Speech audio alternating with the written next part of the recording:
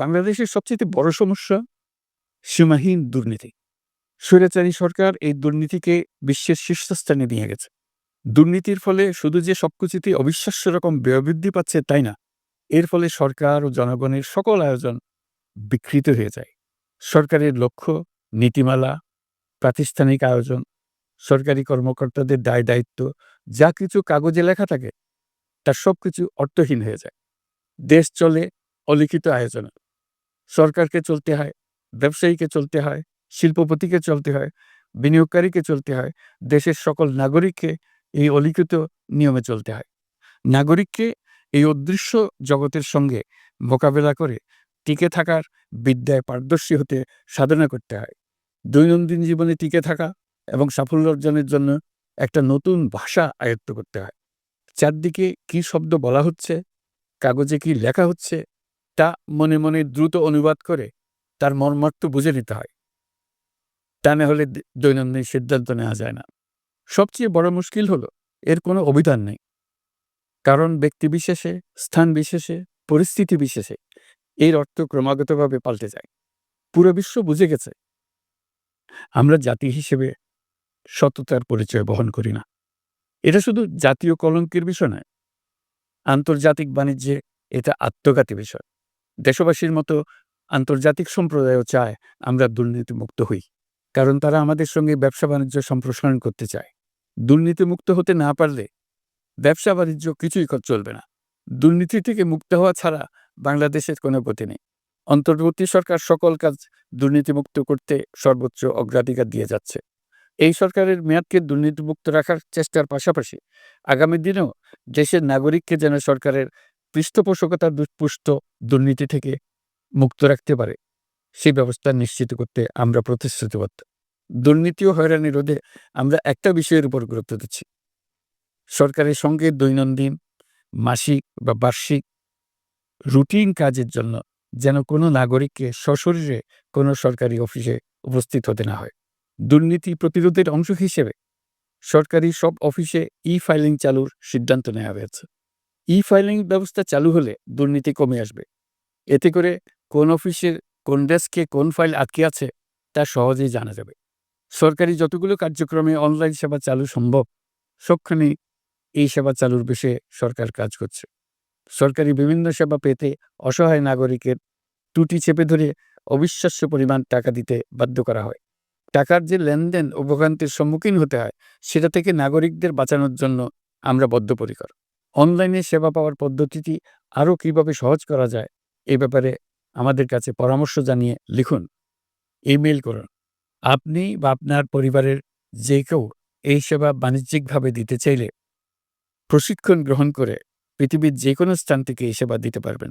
বিগত সরকারের আমলে ভিন্নমতকে দমন করার জন্য মিথ্যা মামলাকে হাতিয়ার হিসেবে বেছে নেওয়া হয়েছিল। বিভিন্ন পর্যায়ে যাচাই বাছাই করে আমরা এসব হয়রানিমূলক মামলা প্রত্যাহারের উদ্যোগ নিয়েছি। গত ফ্যাসিস্ট সরকারের সময় দায়ের করা রাজনৈতিক হয়রানিমূলক মামলাগুলোর মধ্যে সারা দেশে এ পর্যন্ত ৬,২৯৫টি মামলা প্রত্যাহারের সুপারিশ করা হয়েছে। অন্যান্য সকল হয়রানিমূলক মামলাও ক্রমান্বয়ে প্রত্যাহার করা হচ্ছে। এছাড়া এ পর্যন্ত সাইবার সিকিউরিটি আইনের অধীনে বিচারাধীন স্পিচ অফেন্স সংক্রান্ত ৪১৩টি মামলা প্রত্যাহার করা হয়েছে। এই আইনটি অবিলম্বে বাতিল করে নাগরিক বান্ধব সাইবার সুরক্ষা আইন করা হচ্ছে। মানুষের ভোগান্তি রোধেও আমরা আইনগত পদক্ষেপ নিচ্ছি। জিডি করার সময় স্বাক্ষর দেওয়ার জন্য এখন আর থানায় যাওয়ার প্রয়োজন নয়, এটা অনলাইনেই করা যাবে। এই ব্যাপারে প্রয়োজনীয় নির্দেশ দেওয়া হয়েছে। পাওয়ার অফ অ্যাটর্নি বিধিমালায় সংশোধনীর মাধ্যমে প্রবাসী বাংলাদেশিদের হয়রানি লাঘব করা হয়েছে। সংশোধিত বিধিমালার আলোকে বাংলাদেশি পাসপোর্ট না থাকলেও বাংলাদেশি বংশোদ্ভূত ব্যক্তির পাসপোর্টে নো ভিসা রিকোয়ার্ড স্টিকার থাকলে কিংবা জন্ম সনদ বা জাতীয় পরিচয়পত্র থাকলেই তিনি বিদেশ থেকে পাওয়ার অফ অ্যাটর্নি সম্পাদন করতে পারবেন।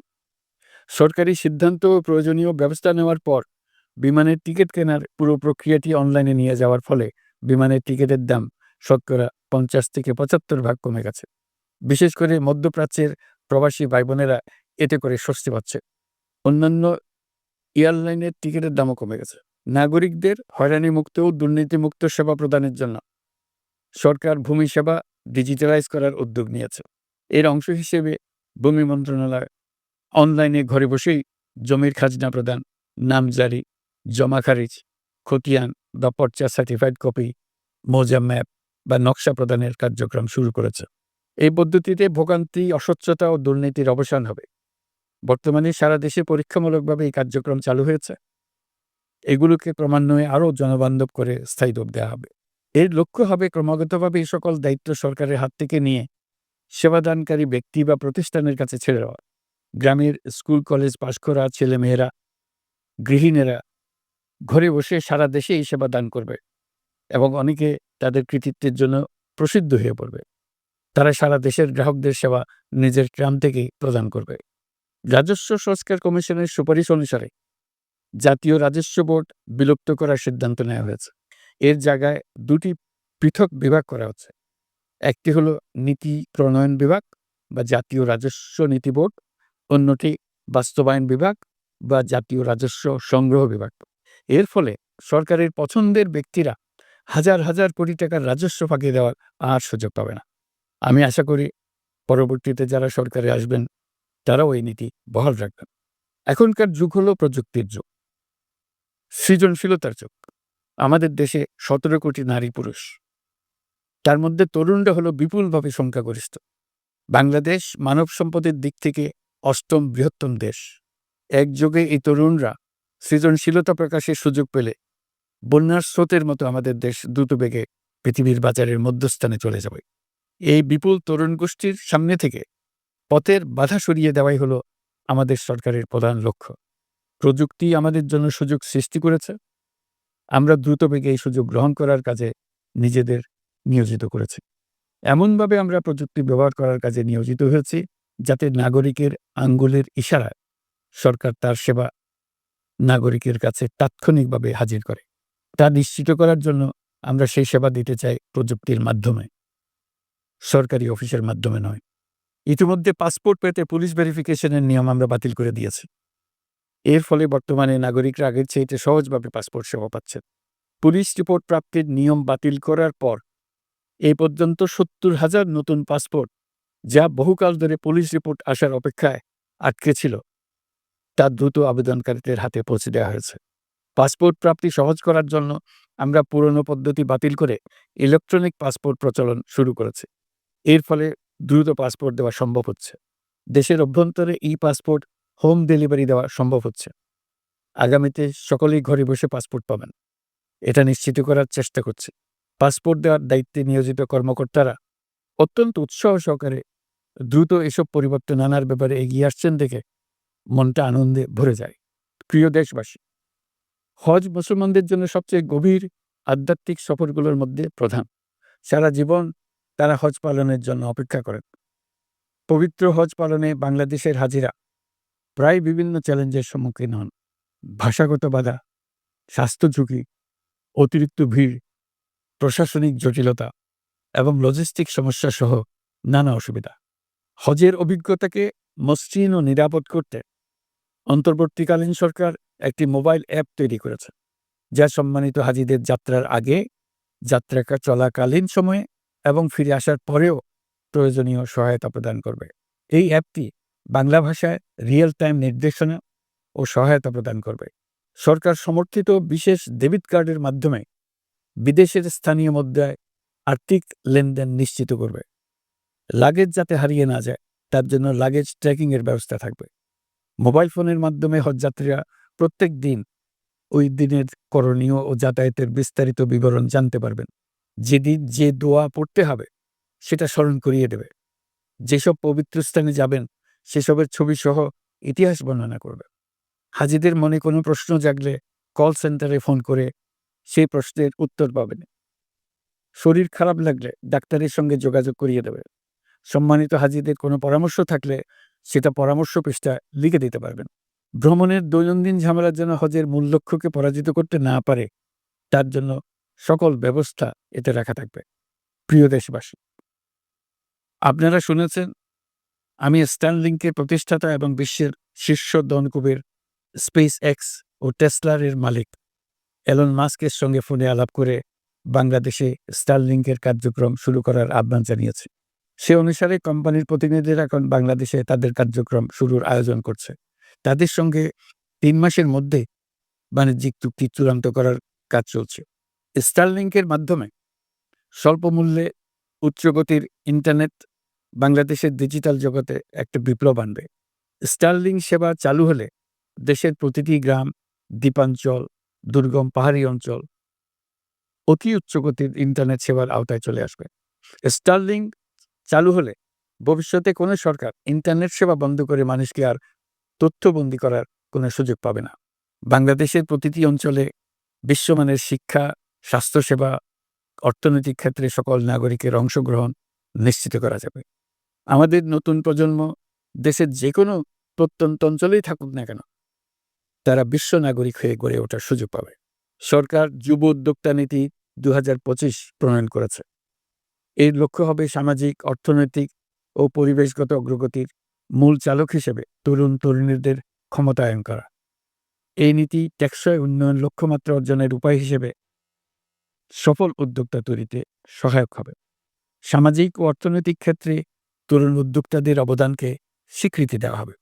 প্রিয় দেশবাসী, জাতিসংঘের মহাসচিব অ্যান্টোনিও গুতেরেস কয়েকদিন আগে বাংলাদেশ সফর করেছে। তাকে সঙ্গে নিয়ে আমি কক্সবাজারে রোহিঙ্গা ক্যাম্পগুলোতে গিয়েছি। ক্যাম্পে অবস্থানরত ১ লাখ রোহিঙ্গা শিশু, কিশোর, নারী, পুরুষ সবার সঙ্গে একসঙ্গে ইফতার করেছে। আমাদের প্রস্তাবে সম্মতি জানিয়ে আগামী সেপ্টেম্বর মাসে জাতিসংঘের সাধারণ অধিবেশনে রোহিঙ্গা সংকট নিয়ে একটি পৃথক অধিবেশন আয়োজন করার প্রস্তুতি নিচ্ছে। মালয়েশিয়া ও ফিনল্যান্ড যৌথভাবে এই সম্মেলনের আয়োজক হতে এগিয়ে এসছে। এর পাশাপাশি অস্ট্রেলিয়ার সাবেক ভারপ্রাপ্ত প্রধানমন্ত্রী জুলি বিশপকে আমি এই গুরুত্বপূর্ণ সভায় মুখ্য ভূমিকা পালনের জন্য আহ্বান জানিয়েছি। তিনি আমার প্রস্তাব গ্রহণ করেছেন। জাতিসংঘের মহাসচিব বাংলাদেশ সফরে এসে জাতীয় ঐকমত্য কমিশনের সদস্য, রাজনৈতিক দলের নেতৃবৃন্দ ও তরুণদের সঙ্গে পৃথকভাবে বৈঠক করেছেন। বৈঠকে সবাই জাতিসংঘের মহাসচিবকে নতুন বাংলাদেশ গঠনের স্বপ্নের কথা জানিয়েছেন। আপনারা জানেন, পতিত স্বৈরাচারের নিপরণের বর্ণনা উঠে এসছে জাতিসংঘের মানবাধিকার বিষয়ক হাই কমিশনারের কার্যালয়ের রিপোর্টে। গত জুলাই-আগস্ট মাসে বাংলাদেশের ছাত্র, শ্রমিক জনতার উপর শেখ হাসিনা সরকার ও আওয়ামী লীগ যে দমন-পীড়ন ও হত্যাকাণ্ড চালিয়েছে, এর পুঙ্খানুপুঙ্খ তদন্ত করে বিস্তারিত রিপোর্ট প্রকাশ করেছে তারা। এই রিপোর্টে স্পষ্টভাবে উঠে এসছে যে শেখ হাসিনা নিজেই নিরাপত্তা বাহিনীর কর্মকর্তাদের নির্দেশ দিয়েছিলেন বিক্ষোভকারীদের হত্যা করতে। বিগত সরকার, আওয়ামী লীগ ও আওয়ামী লীগের সহযোগী গোষ্ঠী ও সংগঠন একত্রিত হয়ে পরিকল্পিতভাবেই গুরুতর মানবাধিকার লঙ্ঘনে জড়িত ছিল। মানবাধিকার বিষয়ক হাইকমিশনারের রিপোর্টে বলা হয়েছে, বিক্ষোভ চলাকালে প্রায় ১৪০০ জন নিহত হয়েছেন, যার মধ্যে প্রায় ১৩% শিশু। বিক্ষোভের সম্মুখ সারিতে থাকার কারণে আমাদের জুলাই কন্যারা নিরাপত্তা বাহিনী ও আওয়ামী লীগের সমর্থকদের দ্বারা আক্রান্ত হয়েছে, এমনকি যৌন নির্যাতনের শিকার হয়েছে। জাতিসংঘের রিপোর্ট পড়ে সবার গায়ের লোম দাঁড়িয়ে গেছে। কি ভয়াবহতা! কিভাবে একজন প্রধানমন্ত্রী নিজ দেশের নিরস্ত্র মানুষকে হত্যার পর লাশ লুকিয়ে ফেলার নির্দেশ দিতে পারে? ক্ষমতা আঁকড়ে রাখার জন্য তিনি পৃথিবীর সকল নিষ্ঠুরতা ছাড়িয়ে গেছেন। এটাই জাতিসংঘের প্রতিবেদনে উঠে এসছে। মানবাধিকার বিষয়ক হাইকমিশনার কার্যালয়ের এই রিপোর্টকে আমরা স্বাগত জানাচ্ছি। প্রতিবেদনে যে সুপারিশ করা হয়েছে, অন্তর্বর্তী সরকার সেই সুপারিশগুলো গুরুত্বের সঙ্গে বিবেচনা করছে। আপনাদেরকে আশ্বস্ত করে বলতে চাই, যারা গণহত্যায় জড়িত ছিল, যারা নির্বিচারে মানুষ হত্যা করেছে, যারা ইতিমধ্যে হত্যাকারী হিসেবে বিশ্বের কাছে স্বীকৃত, তাদের বিচার এ দেশের মাটিতে হবে। প্রিয় দেশবাসী, আপনারা জানেন, অন্তর্বর্তী সরকার দায়িত্ব নেবার পর থেকেই গণমাধ্যম ও সোশ্যাল মিডিয়ায় গুজবের যেন এক মহোৎসব চলছে। দেশকে অস্থিতিশীল করার জন্য একের পর এক মিথ্যা তথ্য ছড়িয়ে দিয়ে জনগণকে বিভ্রান্ত করার চেষ্টা চলছে। অভিনব সব প্রক্রিয়ায় গুজব ছড়ানো হচ্ছে। এক ছবির সঙ্গে অন্য ছবি জুড়ে দেওয়া হচ্ছে, ঘটনা একটা, ছবি আরেকটা। এরকম ফটোকার্ড বানিয়ে অন্য দেশের ঘটনাকে এ দেশের ঘটনা হিসেবে চালিয়ে দিয়ে সোশ্যাল মিডিয়ায় তোলপাড় করে ফেলছে। যতই নির্বাচন কাছে আসবে, এর রূপ আরো ভয়ঙ্কর হতে থাকবে। কারা এর পেছনে আছে, কেন আছে, তা আপনাদের সবারই জানা আছে। আমরা এই গুজব ও মিথ্যা তথ্যের প্রচারণা রোধ করতে জাতিসংঘের সহযোগিতা চেয়েছে। জাতিসংঘের মহাসচিব এর মোকাবেলায় আমাদের সহযোগিতা করবেন বলে আশ্বাস দিয়ে গেছেন। দেশবাসীকে আমি স্মরণ করিয়ে দিতে চাই যে জুলাই অভ্যুত্থানের প্রথম পর্ব সফলভাবে সমাপ্ত হয়েছে। প্রথম পর্বের সমাপ্তির মধ্য দিয়ে অভ্যুত্থানের দ্বিতীয় পর্ব শুরু হলো। সবসময় মনে রাখতে হবে, আমরা কিন্তু যুদ্ধাবস্থায় আছি। গুজব হলো এই জুলাই অভ্যুত্থানের বিরুদ্ধে পরাজিত শক্তির মস্ত বড় হাতিয়ার। গুজব দেখলেই গুজবের সূত্রের সন্ধান করতে থাকবেন, গুজবকে অবহেলা করবেন না। বহু অভিজ্ঞ সমর বিশারদ এই গুজবের পেছনে দিনরাত কাজ করছে। সীমাহীন অর্থ এর পেছনে নিয়োজিত আছে। এর মূল লক্ষ্য জুলাই অভ্যুত্থানকে ব্যর্থ করা। আমরা তাকে ব্যর্থ হতে দেব না। আমাদের সামগ্রিক ঐক্য পলাতক শক্তির গায়ে জ্বালা ধরিয়ে দিচ্ছে। তারা এই ঐক্য ভাঙতে চায়। তাদের অভিনব কৌশল আপনি টেরই পাবেন না। আপনি বুঝতেই পারছেন না কখন তাদের খেলায় আপনি পুতুল হয়ে গেছেন। আমাদের সচেতনতা এবং সামগ্রিক ঐক্য দিয়েই এই গুজবকে রুখতে হবে। পলাতক অপশক্তির ষড়যন্ত্রকে ব্যর্থ করে দিতে হবে। প্রিয় দেশবাসী, আপনারা জানেন ইতিমধ্যে জাতীয় ঐকমত্য কমিশন তাদের কাজ শুরু করেছে। ৬টি সংস্কার কমিশনের ১৬৬টি সুপারিশ ও পূর্ণাঙ্গ প্রতিবেদন সহ ৩৮টি রাজনৈতিক দলের কাছে চিঠি দেওয়া হয়েছে। ইতিমধ্যে রাজনৈতিক দলগুলোর সঙ্গে বৈঠক শুরু হয়েছে। দেশের রাজনৈতিক দলগুলো খুবই ইতিবাচকভাবে সংস্কার কাজে সাড়া দিয়েছেন। তাদের মতামত তুলে ধরছেন। কোন রাজনৈতিক দল কোন কোন সংস্কার প্রস্তাবে একমত হয়েছেন, কোনটিতে দ্বিমত হয়েছেন, সেসব তারা জানাচ্ছেন। এটা আমাদের জাতির জন্য অত্যন্ত সুখকর বিষয় যে প্রতিটি রাজনৈতিক দল সংস্কারের পক্ষে মত দিচ্ছেন। ঐকমত্য কমিশনের মাধ্যমে সকল রাজনৈতিক দলের মতামত নেওয়ার কাজ এখন চলমান আছে। কমিশনের লক্ষ্য যে সকল বিষয়ে রাজনৈতিক দলগুলো একমত হবেন সেগুলো চিহ্নিত করা এবং তার একটা তালিকা প্রস্তুত করা। যে সকল দল এতে একমত হয়েছেন তাদের স্বাক্ষর না। এই তালিকাটাই হবে জুলাই চার্টার বা জুলাই সনদ। আমাদের দায়িত্ব জাতির সামনে পুরো প্রক্রিয়াটা স্বচ্ছভাবে তুলে ধরা এবং প্রক্রিয়া শেষে নির্বাচনের আয়োজন করা। নির্বাচনের ব্যাপারে আমি আগেও বলেছি, আবারও বলছি, এবছর ডিসেম্বর থেকে আগামী বছরের জুনের মধ্যে নির্বাচন হবে। আমরা চাই আগামী নির্বাচনটি বাংলাদেশের ইতিহাসে সবচেয়ে অবাধ, সুষ্ঠু ও গ্রহণযোগ্য নির্বাচন হোক। এই জন্য নির্বাচন কমিশন সব ধরনের প্রস্তুতি নিতে শুরু করেছে। রাজনৈতিক দলগুলো ব্যাপক উৎসাহ উদ্দীপনায় নির্বাচনের জন্য তৈরি হতে শুরু করবে বলে আশা করছি। প্রিয় নাগরিকবৃন্দ, আমাদের দেশের নারীরা দীর্ঘ আন্দোলনের মাধ্যমে বহু বছর ধরে অনেক বাধা পেরিয়ে একটু একটু করে সামনে এগিয়ে যাচ্ছে। স্বাধীনতার ৫৪ বছর পরেও এদেশের নারীরা অর্থনৈতিক, রাজনৈতিক, সামাজিক বৈষম্যের শিকার। বাংলাদেশের ইতিহাসে এখন পর্যন্ত যত আন্দোলন সংগ্রাম হয়েছে তার মধ্যে জুলাই গণঅভ্যুত্থানে নারীদের অংশগ্রহণ ছিল সবচেয়ে বেশি। গণঅভ্যুত্থানে নারীরা দুঃসাহসিক ভূমিকা রেখেছে। পুরনোকে দূরে ঠেলে দিয়ে নতুনের ভিত্তি স্থাপনের প্রতিজ্ঞা নিয়েছে। তারা ব্যাপক সংস্কারের কথা বলেছে। সর্বত্র নারীদের ভূমিকা আরও জোরালো করার কথা বলেছে। আমি মনে করি জুলাই গণঅভ্যুত্থান বাংলাদেশের প্রেক্ষিত বদলে দিয়েছে। জুলাইয়ের পর নারীদের অবস্থান ইতিবাচকভাবে পরিবর্তন হবে, সেটাই আমরা চাই। আমরা বাংলাদেশ নিয়ে নতুন করে ভাবতে চাই। আর এই নতুন ভাবনায় নারীদের অবস্থান উচ্চতম পর্যায়ে অগ্রাধিকার পাক, সেটাই আমরা চাই। পরিবারের সকল সদস্য, পাড়া প্রতিবেশী, ধর্মীয় প্রতিষ্ঠান, স্কুল, আপনারা আপনাদের নিজ নিজ অবস্থান থেকে ছেলে শিশু ও মেয়ে শিশুর মধ্যে যেন কোনো বৈষম্য সৃষ্টি না হয় তা নিশ্চিত করুন। আসুন নতুন বাংলাদেশে সবাই মিলে শিশুদের জন্য সুস্থ পরিবেশ নিশ্চিত করি।